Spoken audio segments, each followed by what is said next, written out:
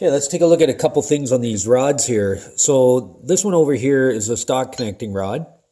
And you can see here that this one has, on the cap, it uses a through bolt fastener with some serrated edges on it here, which help keep the cap aligned with the beam of the connecting rod when it's in place. These are forged rods. These are OEM Volkswagens, and you see the bolts go from the bottom side up and then a nut on the top, a lock nut on the top. The ones on the left-hand side here, these are the 8340 MP rods, and they use a cap screw that comes down from the top, so it's a 12-point 3/8 fastener.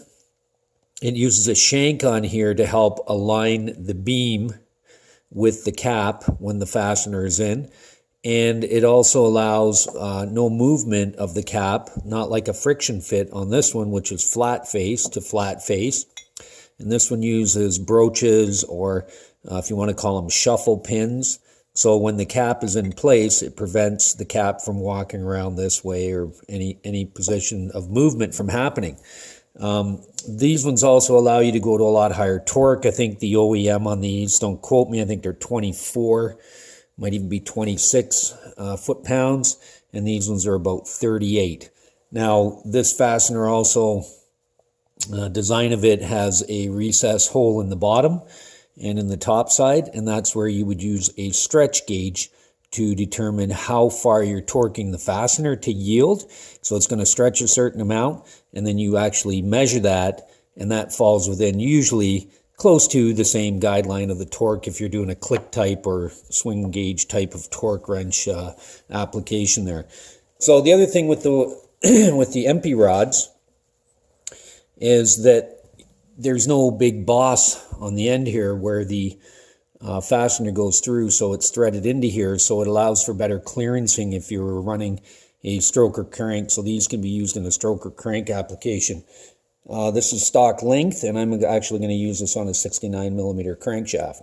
One thing I don't like about them is that the factory connecting rods, they use 3 oiling points. So a hole down there, a hole in the top, and then a hole on the other side.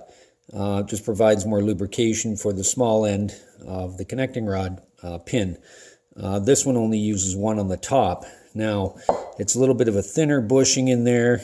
It's about the same dimension around the outside, and it's about the same dimension and thickness here. A little bit difference in thickness right at the end there, but I don't see why we couldn't drill holes in there to provide extra lubrication to reduce friction. Maybe this manufacturer doesn't want you to do that, but I have used these rods in the past and I've never had problems with them. But just a couple little interesting points to take a look at when you're considering upgrading connecting rods from factory to a mild upgrade. These ones are an I-beam also, but you can go from there to like a full scat rod, and it's an H-beam. Anyways, again, a couple things to consider.